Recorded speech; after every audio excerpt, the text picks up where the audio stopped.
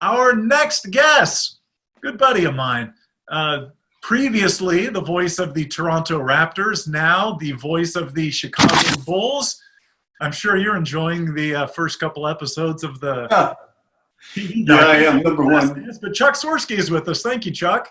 Well, John, thank you. And number one, John, on behalf of, I can speak for so many people around the United States and through North America, and for that matter, people watching us around the globe, how much respect we have personally and professionally for you at STAA and the young women and men who aspire to get into the sports communication field.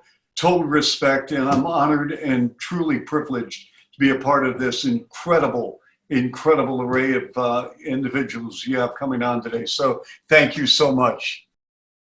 Thank you, Chuck. I appreciate that very much. Like to start out with all of our guests with a brief, 30 seconds or so, synopsis of how you got from college to the voice of an NBA team. Well, I'm from Seattle, Washington, but I went to Ohio University.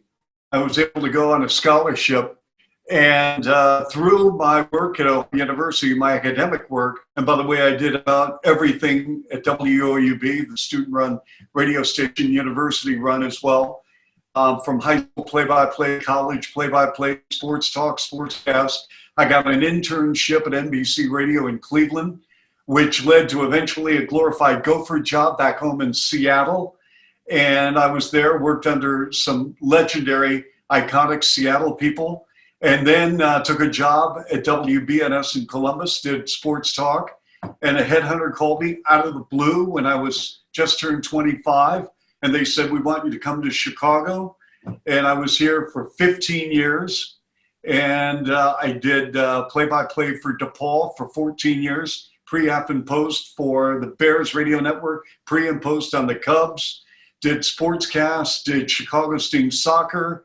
Then in 1994, I left to do the play-by-play for the University of Michigan basketball team, pre, after, and post for the Wolverines, was sports director at WJR. In 1998, the Raptors hired me. First 2 years did radio, 1 year did simulcast, the next on TV. Then in 2008, the Bulls called. And when the Chicago Bulls call, you got to go. And so I've been here ever since. I love the Bulls and I love the NBA. Boy, simulcast, we could do a whole really. just on that. That's pretty cool. Yeah. That's cool. Let's start with our audience questions, though, with Eric Anderson. Eric, I appreciate your patiently waiting to ask a question. Please state your affiliation and hit Chuck up with what you want to know. Awesome. Thank you. So my name's Eric Anderson. I do the play-by-play for St. Leo University, which is a D2 school down about a half hour outside of Tampa. Yes. So done some play-by-play for Hillsborough Community College here in Tampa, and then also some video production as well at University of Tampa. I guess my question is, so my first year doing the play-by-play for St. Leo was back in 2016, and I had a color commentator. It was awesome. He was actually a friend of mine, so we worked really well in the booth together. And then most recently, over the last 2 years or so, it's been more solo broadcasts. So I guess my question is, do you have any techniques when you're broadcasting alone in the booth and you don't have a color commentator to kind of bounce questions off of, how to, do a good job kind of playing both roles? Well, that's a good question. Number one, I've walked in your shoes. Believe it or not, even at the University of Michigan, I did games solo. At DePaul on WGN, Coach Ray Meyer, the legendary coach, was my analyst. Even before then, when he was coaching, I worked with a member of the Blue Demon staff. At the University of Michigan, though, at home, I actually worked with Rob Pelinka, now the GM of the Lakers, a former Michigan basketball player, and also a former Michigan basketball player. But on the road, it was just me. And I'll tell you, the whole key is you've got to maintain energy, because I get it. In a blowout, your mind starts wandering. You got to reel it back in, and you got to stay focused, and you can't allow the physical fatigue of talking nonstop, basically for 2.5 hours, bring you down.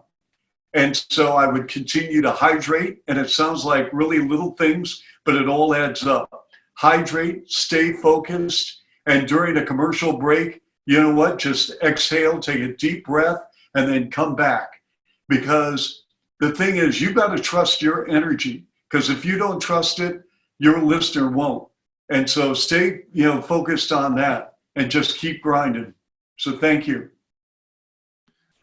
Wouldn't you know the timing works out that the garbage man is right outside the window. So if you hear a bunch of noise outside, I That's all apologize. right. It's all good.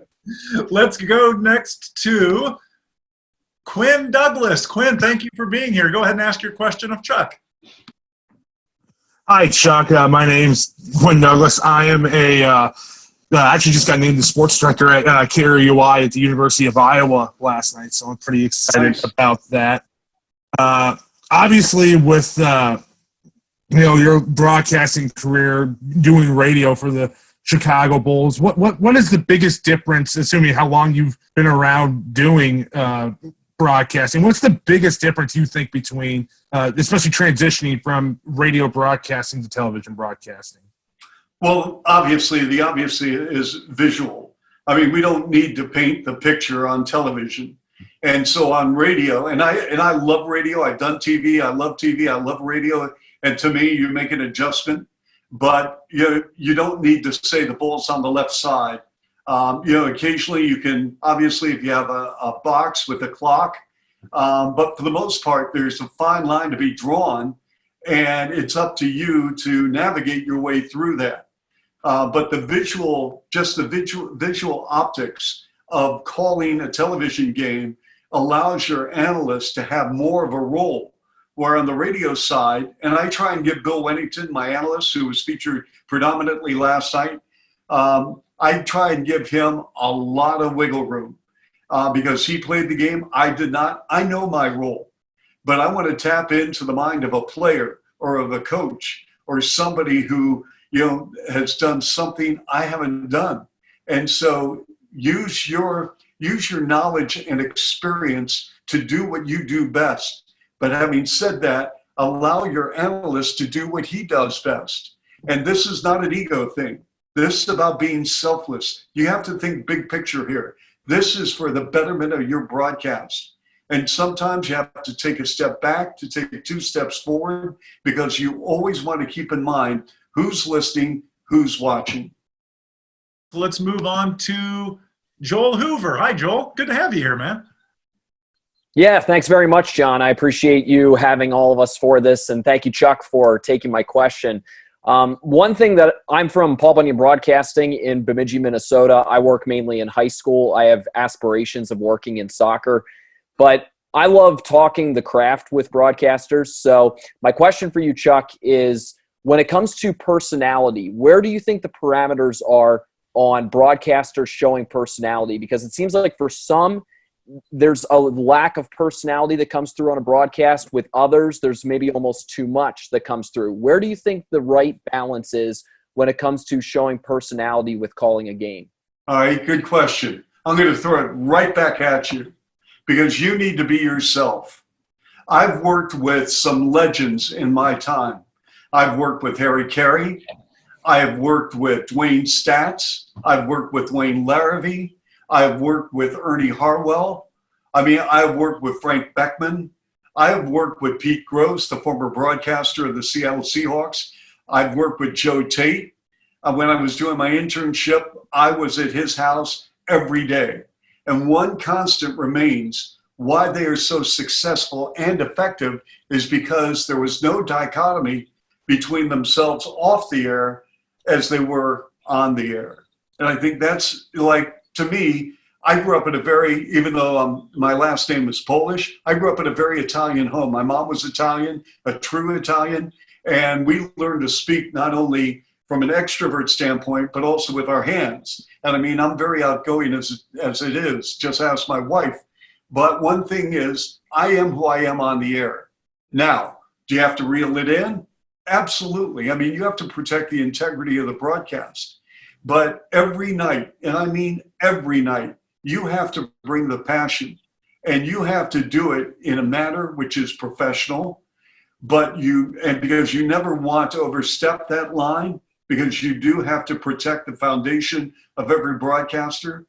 But if you don't come prepared, and if you don't come willing to say what's in the best interest for a listener and viewer, then you have failed to do what you're supposed to be doing, and that's communicating. And that's why I cannot begin to stress the amount. John, do I have a second? I'm gonna deviate for a second. Yep. So I'm just gonna give your audience a chance to understand what happened. So the Bulls, we take a flight to Orlando. All this coronavirus, we're starting to hear some things. Are we gonna play? Are we not gonna play? I get to the hotel in Orlando the night before we play. Now I'm gonna hold this up. We get this in our hotel room. It's called a press package. And with it comes notes, okay? Notes after notes after notes. On top of that, here's my little press pass, okay? On top of that, here are, some people have a subscription service for stats delivered to them every day. I don't. I do my own. And so here are some notes on a card, and with little notes about current stats, trends. I watch every opposing team 3 games prior to the Bulls' opponent. So for example, we were playing Orlando. I watched their game against Memphis, their previous game against Houston, their previous game against Minnesota. Why do I do that? I want to see tendencies, substitution patterns. What are plays run out of a timeout? You know, body language on players, very important to me. I've got this in front of me. Current double-doubles of players, current block shots. So for example, if Daniel Gafford, who was one of our players, a rookie out of Arkansas, blocks a shot in the first quarter, I can go immediately and say, that's Gafford's 57th block of the season, because it's right in front of me and I haven't missed a beat with a rhythm. So then every player on the Orlando Magic, for example, I do this for all the teams. I make notes about not only their hometown, their background, who are they recruited by in college, little stories, because our season was going to end April 15th in Boston, and who knows where we're at right now because things are fluid. But if our season ended April 15th, my off season, there is no off season. My preparation for the 2021 season begins April 16th, because I'm telling you right now, I'm going to give you a quote, John, that a blues singer by the name of Dick Mackey gave me a long time ago. He says, you better take care of your homework, because if you don't, somebody will. So a long answer to your question, be yourself and get after it every day. Not just once every 2 or 3 games, every game, because you got to do your prep and you got to bring it, period. That reminds me of a T-shirt I used to have, had a slogan on the back that I recently saw Pete Maravich had said 20 years before I ever had the shirt, that somewhere someone is working harder than you. And when you meet them in head-to-head competition, they will beat you. So as you said, don't be out prepared. All right, let's go next to Preston Shoemaker. Preston, I appreciate you hanging on patiently. Hey, thanks a lot, John, and thanks, Chuck, for joining us today. I'm a sophomore at Penn State University doing a lot of broadcasts. So my question to you is, what's something that you've learned throughout the course of your career that you wish you would have knew when you were in college looking to get right into the industry? By the way, is the Jordan Center, is that what they still call it at Penn State? The Bryce Jordan Center, yeah. Yes, I did a game there when I was doing the University of Michigan. What are some of the things I would do differently? Is that your question? Yeah, just some things that you've learned over the course of your career that you would have wished you knew when you were starting out. I would have to say, enjoy the moment. There are going to be a lot of challenges coming your way. And sometimes we get so wrapped up and caught up in things that we really don't enjoy where we're at and what we're doing. And, people always say, well, they get a job and then 2 months later, man, I can't wait. I got to get another job. And you know what? Enjoy where you're at, learn where you're at, and improve every day. And to this day, this is my 22nd year in the NBA. I did 18 years of college basketball, 14 with DePaul, 4 at Michigan. I still have people listening to my work. and I say, critique it. You know what? Just strip it down. If you don't hear the score enough, let me know. If you're not following where I have with the ball, let me know. Am I not bringing in my color analyst? Let me know. If I'm bringing in too much, you let me know. And I mean, here I am. I've done this year after year after year. I still haven't called a perfect game. But I'll tell you what I do know. I enjoy the moment. And I enjoy the moment because when I was a young man starting off in this business, I was so fixated on, okay, I got to get to the top. I got to get to the top. What am I doing? I've been here a year. I've been here 3 years, whatever. I'm missing out. You know what? Take a deep breath and enjoy where you're at, and try it somehow, some way to appreciate even the missteps along the way. You can learn something. You can always learn something. Preston, thank you for the question. Let's go to Daniel Versteeg. I appreciate you being here, Daniel. Go ahead and wait a minute. I just unmuted you, and then I think I might have muted you again. Check your mic, see if you're on or not, but state your affiliation and question. Hi, John. Thanks for taking my question. And Chuck, I appreciate you doing this. I'm a junior at Morningside College doing play-by-play on the Fox Sports radio affiliate for Morningside football, basketball, and for the Sioux City Bandits indoor football team. My question has to do with doing a new sport, and I'm in the future I'll be able to get some ice hockey experience. And my question is, what kind of things do you try to do to prepare yourself to call a new sport that you may be familiar with as a fan, but as a broadcaster have little to no experience with? Well, the beauty, and that's an awesome question, because I did play-by-play for soccer. Now, as a little boy growing up in Seattle, soccer's big. So I played soccer, and I knew some terminology. I'd never called a soccer game. And so I did pre and post and between halftime with the Sounders back in the day. But I had never called a soccer game until I came to Chicago and did the Chicago Sting of the North American Soccer League. And so what did I do? I picked up the phone and I called people and I learned, okay, what do we do here? What do we do there? And now with YouTube, I would just, as much as you can possibly do to network and call people and say, okay, I need help with this. It's okay to ask questions. We don't have all the answers. So you know what? Be vulnerable. Pick up the phone, ask questions, go to the school, meet with the soccer coach, and just say, let's look at tape. And it doesn't matter what level we're talking about, high school, junior college, Division 3, 2, 1, semi-pro, whatever the case may be.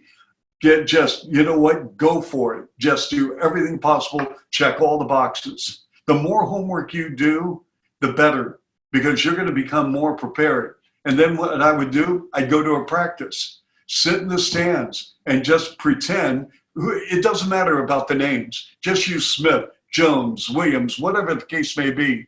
But you want to get a cadence down. You want to get a rhythm down. You want to understand, is it nil or nothing? Is it pitch or field? All these things, that's the beauty of right now with YouTube, but also with coaches and players.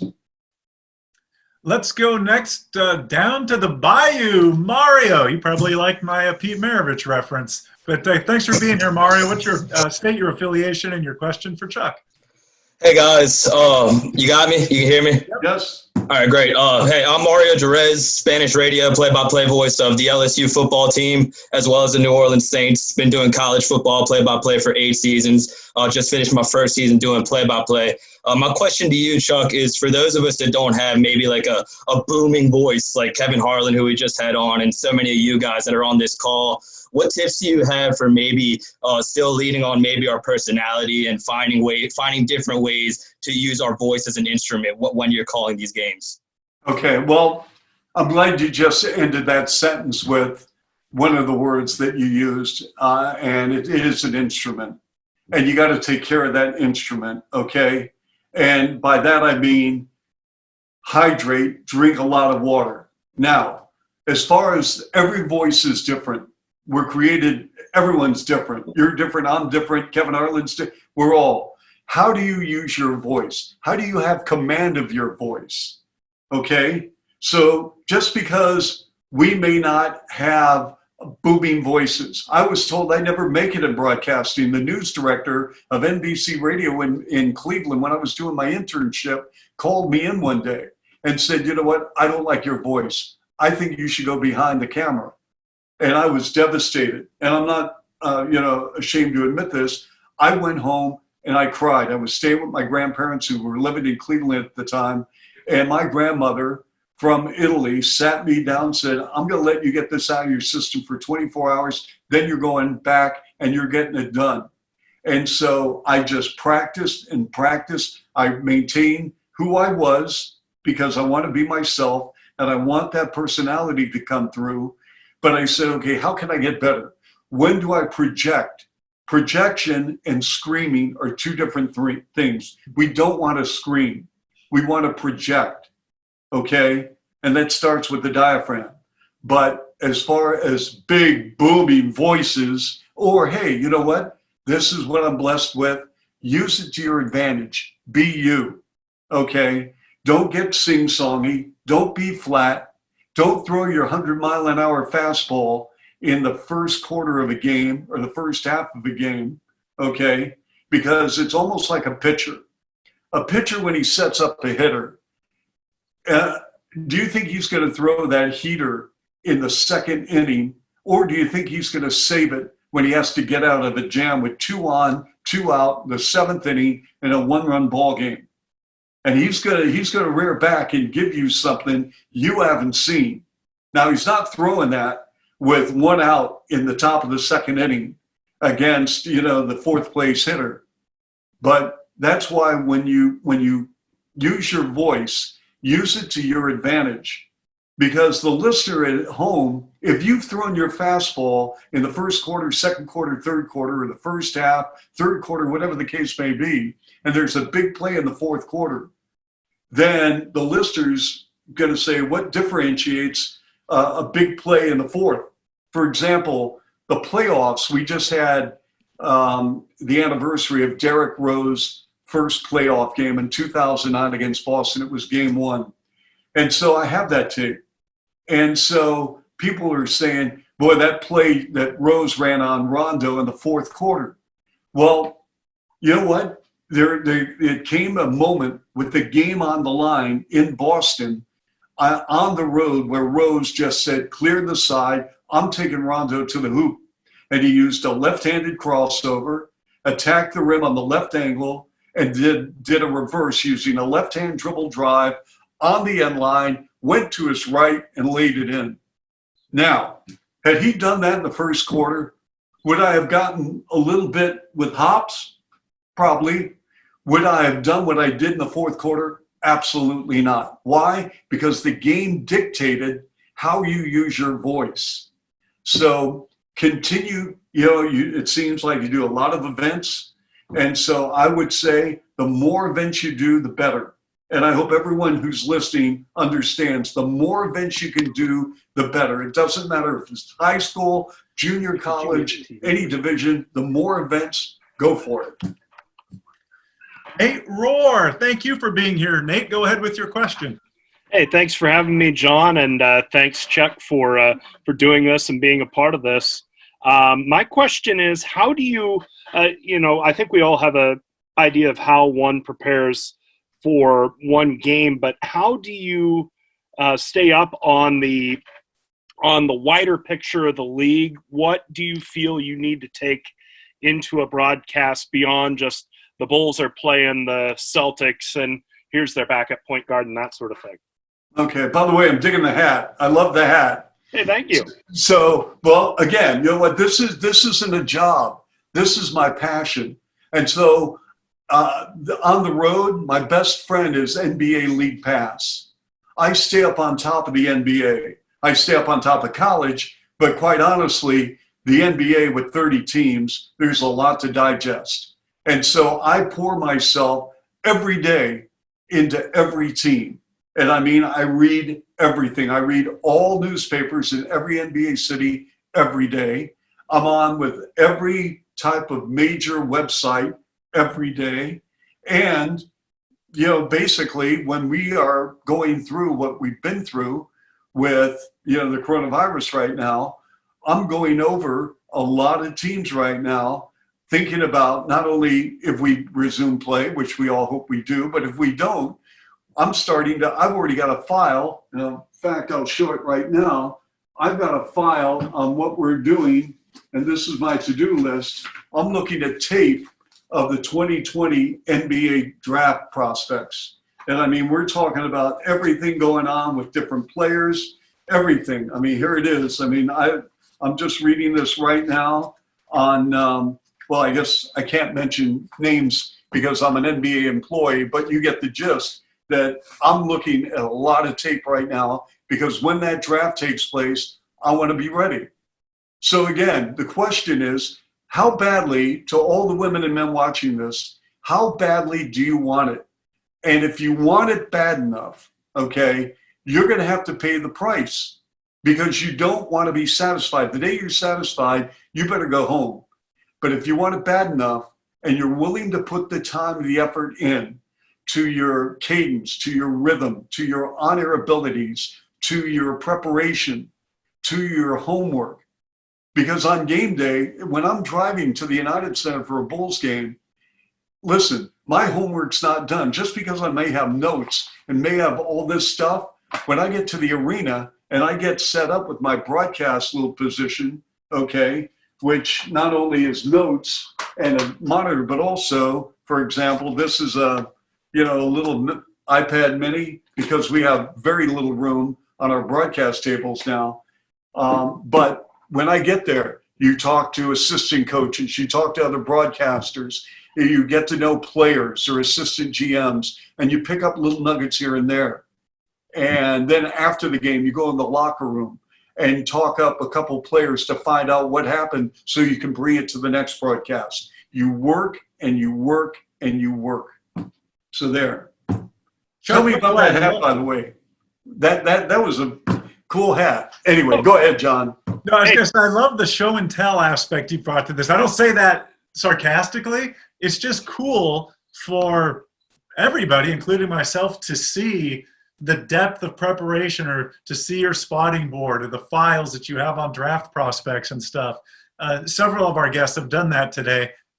None more so than you, but it's really neat. So thank you for sharing all of that extra stuff. You're welcome. Let's go next to Alex Staub. Alex, I appreciate you being here. Thank you. Please state your affiliation and your question for the Voice of the Bulls. John, thanks for putting this on. And Chuck, it's great to be talking to you again. I attended Western Illinois University this past year and broadcast some games for them there. And then I'm going to attend Bradley here in the fall after transferring. And Chuck, my question for you would be, earlier it was talked about how to be conversational, trying to be conversational over the air. How would you say, what steps do you take to do that without trying to be somebody? Because obviously that's a staple in this business. You don't want to try and be somebody, you want to be yourself. So how do you try to be conversational without that happening? Now, Alex, so you're talking about, by the way, good to see you. Are you talking about play-by-play? Are you talking about Yes.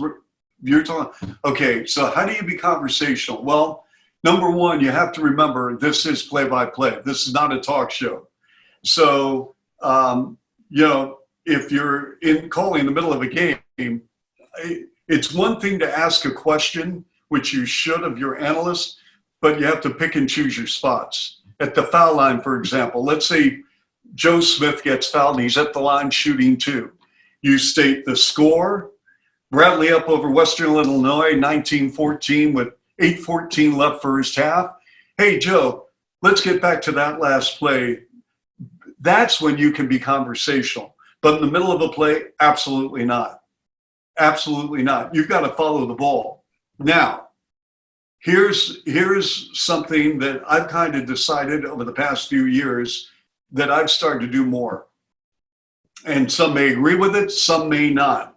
You can do this definitely on TV, on radio. But John, I'm going to throw something at you, and Alex, just listen. So in the NBA, you can have a blowout and you can have a close game, the same game. You could have a team down by 25. These players are so good that all of a sudden in the fourth quarter, these games come down to a final possession because the players are so gifted. Now, let's say it's 5 minutes to go. You're in a blowout, 25-point deficit. Teams are bringing in their reserve players. I'll tell you what I do with Bill Wennington. Sometimes we'll be talking, we'll miss a basket. And I don't think our listeners at that point really care whether the Bulls are down by 23 or up by 23 because the game is over, essentially. You've got 3 or 4 minutes. You got to know when to do this, though. And I would think that if you get in a really good conversation in a major blowout with little time remaining, and I'm not saying you shouldn't update the score, you should. But if there's a windmill slam and you're up by 23 or down by 23, am I going to go crazy? No, I'm not, because it really didn't affect the outcome of a game or the element of a game where you can say, go crazy. It's a 23-point game. I'm sorry. So I would rather have a conversation with Bill if there was a storyline in the NBA. Now, again, if this was early fourth quarter, mid fourth quarter, would I do that? No chance. Late fourth quarter with the game decided, I probably would do that. Now, would that go on for 2 or 3 minutes? Probably not. But if we miss a basket, maybe even 2, I can live with that. Go ahead and state your name and Gabe. affiliation. Hey, Chuck, Gabe Genovese here. I actually just graduated from Ohio University. Hi, Gabe. Hey, John. In December, so go Bobcats. Go Bobcats, yes! But I'm studio hosting at Learfield IMG College right now. Got that job right after college, and just trying to improve on play-by-play as much as I can. And one of the things that I try to do daily, weekly, is just kind of improve on my vocabulary. Obviously, such an important aspect of play-by-play. I was wondering at the beginning of your career if you had any tips or tricks, if you got into a routine to kind of improve that vocab and mix it up a little bit. Okay, I'm going to give you a name. I'm going to give everyone a name. And I was given this piece of advice when I was doing my internship by one of the legendary sports talk show hosts this country has ever seen. And he passed away probably well over 20 years ago, but I worked with him during my internship in Cleveland every day. He had a magnificent vocabulary, and one of the best pieces of advice, he said, I want you to pick up any book, and I want you to read the memoirs of Winston Churchill. Now, a lot of you maybe have never heard of Winston Churchill. He was not a backup point guard for the Orlando Magic. I am just telling you, read anything you can get your hands on from Winston Churchill. He was tremendous. And I just absorbed a lot of stuff from Winston Churchill. You want to surround yourself with people who are better than you are. Like one of the great skills we have in our industry, they're extremely talented people. This panel, for example, when John, invited me to come on, I'm saying, wow, look at this panel. Are you kidding me? I mean, but that's the amount of respect we have for STAA and John. And I hope you all realize this, that you're in the presence of greatness here with this agency. I mean, it's unbelievable. So surround yourself with people that that, hey, you know what? I can, maybe something will rub off here. When I was a little boy, I grew up in a single parent home. My dad died when I was a kid. I stayed in a house with Vince Bagley and his family. Vince was a legend in Baltimore, WBAL TV in Baltimore.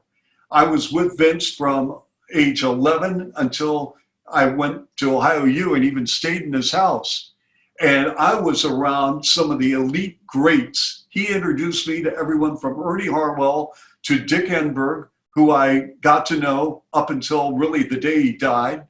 And all these, and I'll tell you what, I picked their brains on everything. And I suggest you continue to network. And if you're able to really get close to people and just say, listen, you know what, Chuck, we really never met, but I'd really like to get to know you a little bit better or have a chance, do it. Because I'm telling you what, one of the greatest gifts we have in our industry for people that are doing what they're doing so well, the common thread and denominator is passion and what we want to see for the future generations of our industry. This is not about ego. This is about giving back, okay? Just like people gave back to me, I'm attempting now in my life, and I've tried to do this every single day, to give back to the younger generation, such as all of you. So one day, if you have that opportunity to be in the NBA, you'll pick up on things that you learn from people who are generous and kind enough with their time to pass them on to you. So in turn, you will plant the seed with others. And that's what I'm all about. Thank you, Chuck. You're welcome. Go Bobcats. Ohio U. Go Bob. Stand up and cheer. Yes. I had muted myself. I wondered why nobody could hear me.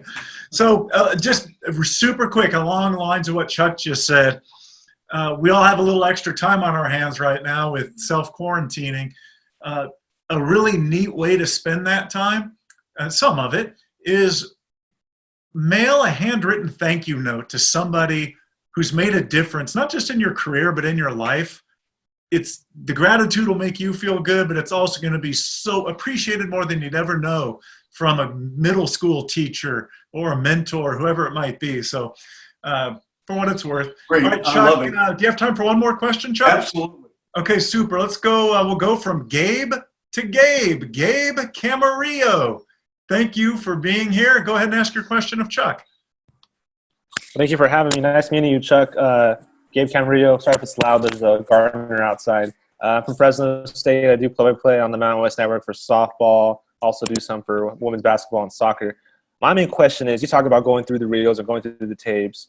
What do you look for when you go through those reels and tapes that you want to improve upon? Or when you first started out, what did you find was hardest for you to pick up on, and how did you get over that hump?